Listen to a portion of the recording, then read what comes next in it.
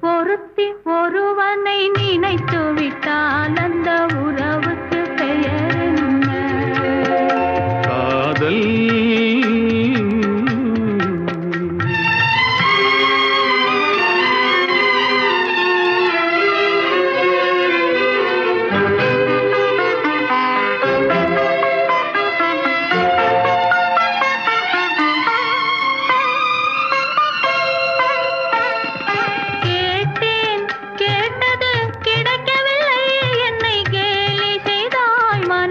பொறுக்கவில்லை.